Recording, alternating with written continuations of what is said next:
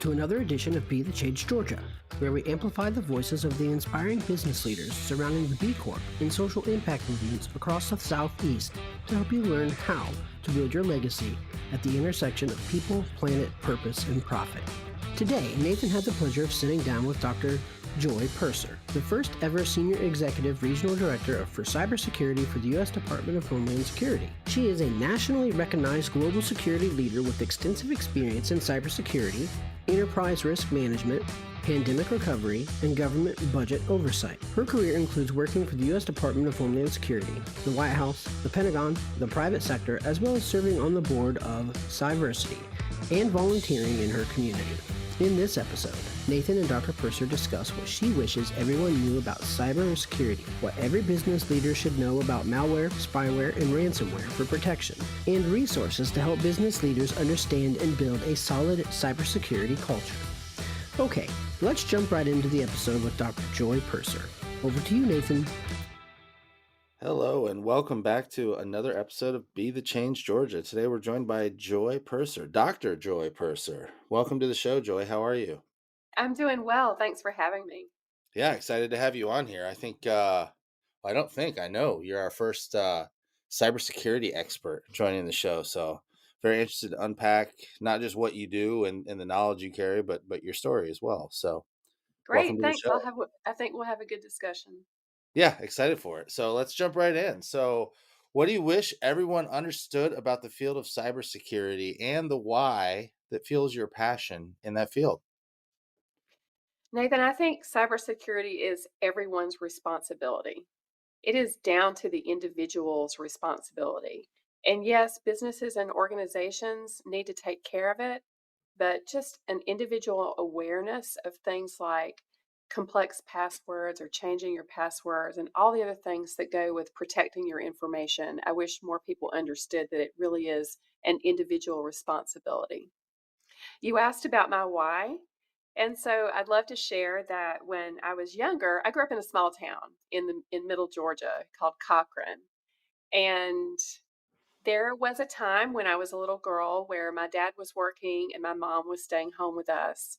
And I remember us eating potted meat and Vienna sausages and bologna, which are delicious meats, but they're also very economical meats. And it's because there was a time where we had some difficulty making ends meet when I was really little. My parents always tried to shield me from that, and they're wonderful people. And it only recently occurred to me that that is why security is so important to me and why I'm passionate about security, because there was a time in my life where we were lacking in security, financial security. And so it just occurred to me recently that's a big reason of why working in the security field is so important to me. That's so interesting. That might be the most interesting why we've gotten as far as that childhood experience leading you down a career path, and it sounds like almost subconsciously. Yes. Yeah, like I said, it just occurred to me, and I've been working for 25 years. Wow. Mm-hmm. That's powerful stuff. And you've been working in this field for 25 years, and you've got a ton of experience in the government sector. So you're working with the House of Representatives, the White House, the Pentagon. How did that, I guess we'll call it public sector work or governmental sector work, how did it inform you on kind of educating business leaders on the importance of building that solid security culture? Because, we talk about it too in the B Corp framework. There's a big part of customers. I mean, customers is an entire section in the assessment and what it means and protecting, not almost an obligation to protect your client's data.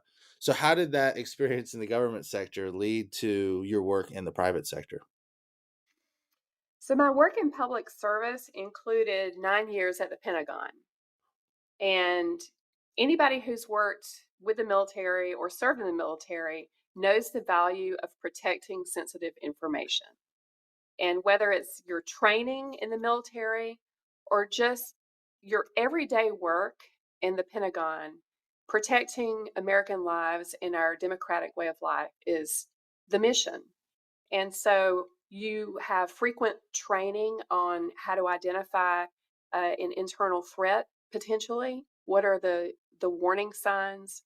Just to not wear your ID out, out and about in public where someone could see it and gain information that could compromise you or your organization.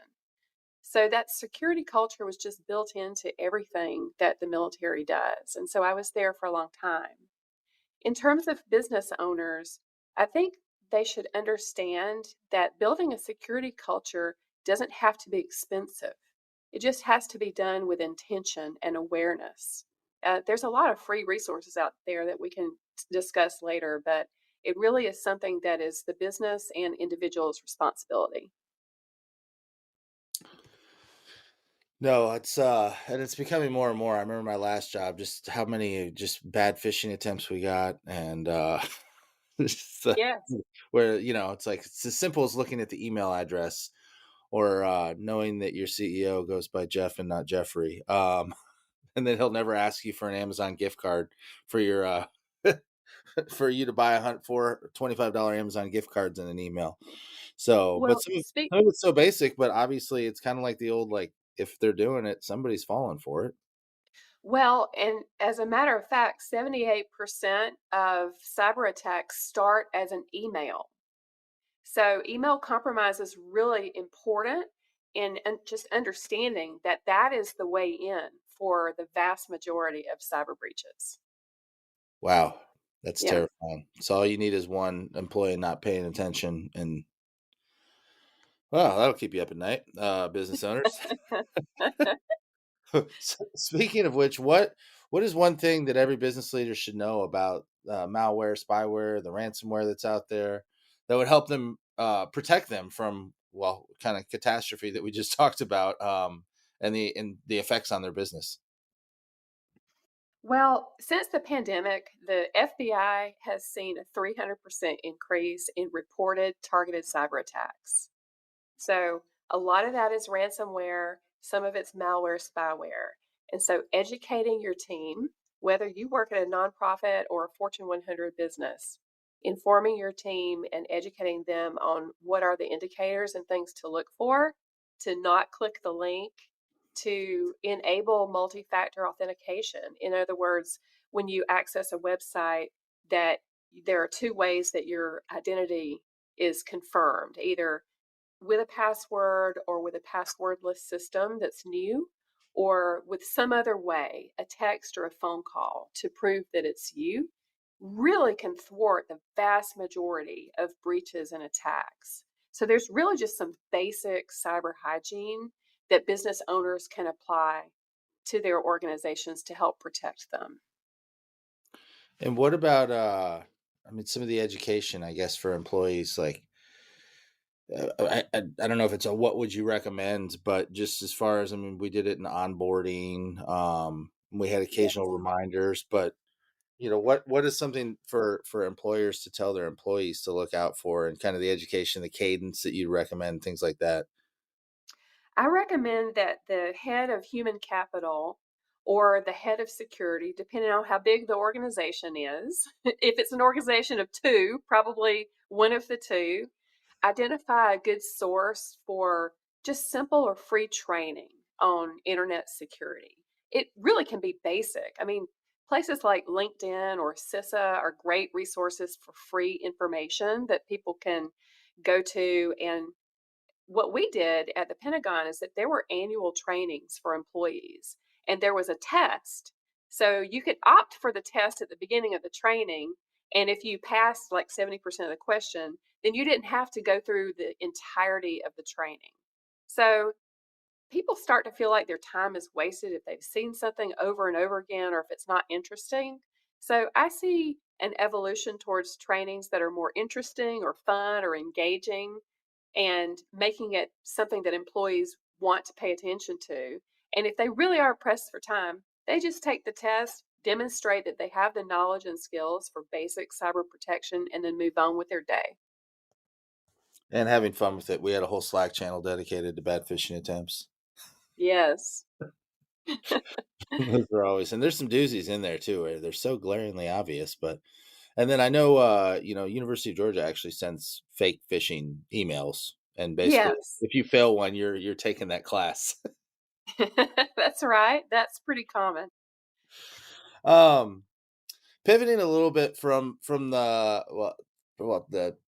dangers that are out there. One of the other things we talked about when we first met was, um, I mean, like a lot of IT related ecosystems, an incredible lack of diversity in the cybersecurity field. So, how are you educating leaders to understand the significance of this issue? And what opportunities are you helping them uncover to address a more sustainable and diverse path forward for the industry? When I worked for the Department of Homeland Security, I helped to stand up a regional task force, and I also led a national task force for cybersecurity and how to cultivate a more inclusive environment for a variety of people from variety of backgrounds, cultures, races, ethnicities to be able to access cybersecurity as a career path. There are also some great nonprofit organizations that are active in Atlanta and throughout Georgia that I would recommend. I've donated a good bit of my time with cyversity.org. That's Cyversity. It has a lot of free trainings, and the student membership is only $20. So it's a great resource for a local network, has a mentorship program. They're going to be launching a paid apprenticeship coming up in the spring. Also, yearup.org, that's spelled YEARUP, yearup.org offers a paid 6-month internship. And just last week, I spoke to this internship cohort on how to navigate a career in cybersecurity and what pitfalls to avoid. So there are quite a few more. There's a Women in Cybersecurity called WICYS, WICYS, that's also fantastic. So there really are a lot of worthy organizations. And last but not least, I have to have a shout out to atlworks.org. Atlanta Works is a government agency in the Atlanta area that helps promote sustainable employment and re-entry into the workforce. So I know a lot of people out there with tech jobs, Nathan, are struggling. And I would just say if you're unemployed or low income, go to atlworks.org because there is taxpayer paid funding for upskilling and training into sustainable employment. I highly recommend it. I love that, and I love that all of those are.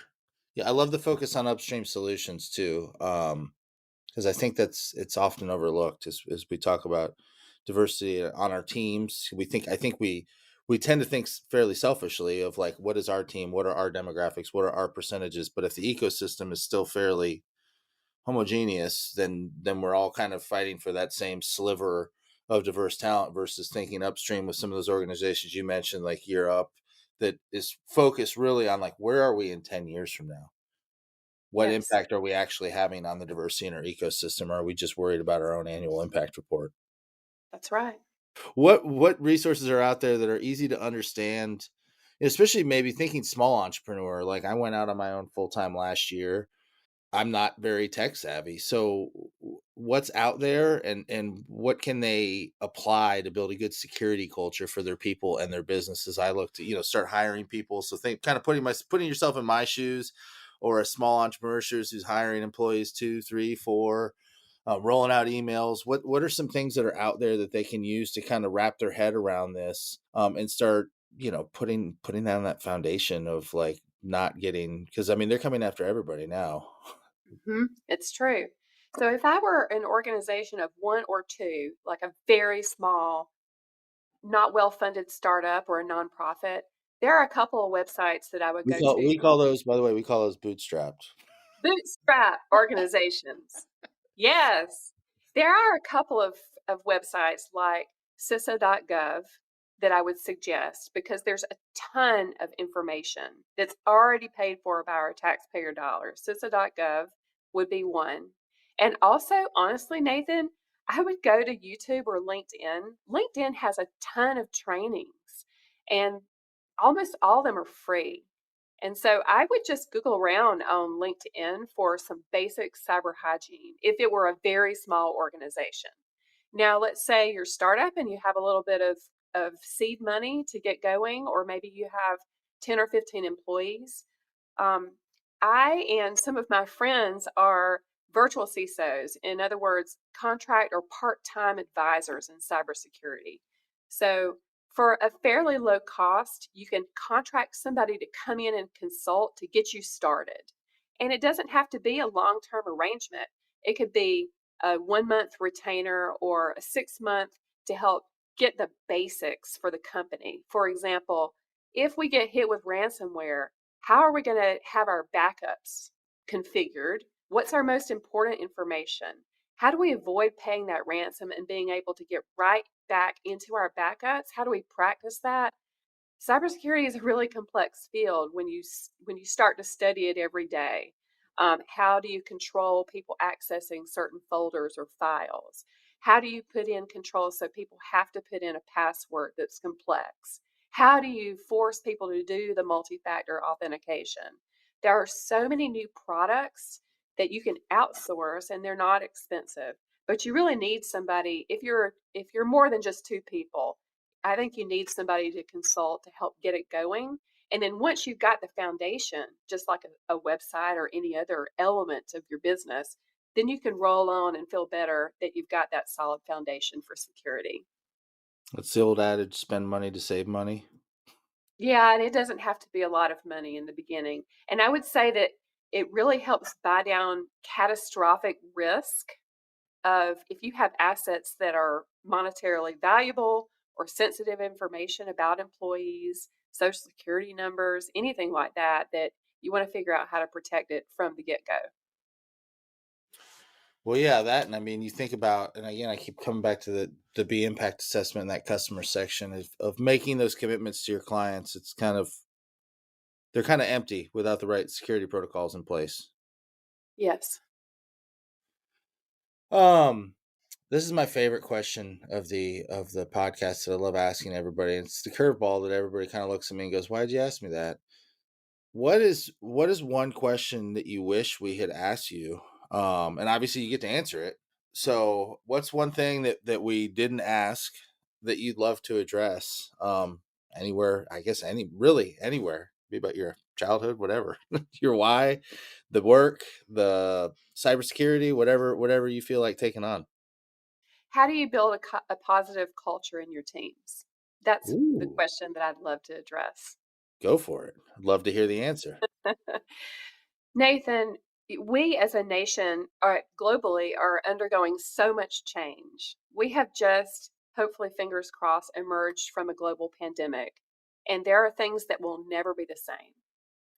And a lot of people are really dealing with a lot of change individually, but also businesses are. So when I was at CISA, for example, as the regional director for US Region 4, part of my work involved having teams that were very different cultures work together to realize the value of each of the different teams and to encourage them to communicate, to get to know each other, and to work together efficiently and effectively. So, more specifically, that includes the physical security advisors that are in the field in CISA. And I say the field like geographically dispersed throughout the 8 state southeastern region. They're experts in physical security before the Super Bowl game or any like crowded event or working with partners like banks or others in critical infrastructure like the energy sector. You know, they would go to these places and consult. I mean, it's already for free. It's already been paid for by taxpayer dollars, but basically they lend their expertise to help look at downstream effects that could be a security risk.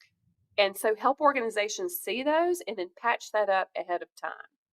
So they had all the relationships in the Southeast because they've been around a long time. They're your bread and butter Homeland Security folks. Now come in the cybersecurity team, and they're fairly new. And Nathan, you can only imagine the culture. And I tease a little bit, but you know, a lot of these are middle-aged white guys who are, you know, in their 40s playing Dungeons and Dragons in their mom's basement. That's not true, right? That's not true. But I'm just saying that the cybersecurity culture is really different from the physical security experts, who many of them were law enforcement. So what I did at CISA is that I I brought all the team together for just Q&A, ask any question you want, and I also had separately the physical and cybersecurity teams work together depending on what city they were in, so that they could exchange contact information of key players for critical infrastructure in Savannah or Jacksonville, Pensacola, Miami, Charlotte, wherever have you. And so that really, those relationships grew and became more solid. And so there was a mutual trust of one another that really helped open the door for CISA to deliver much better cybersecurity advice to those partners.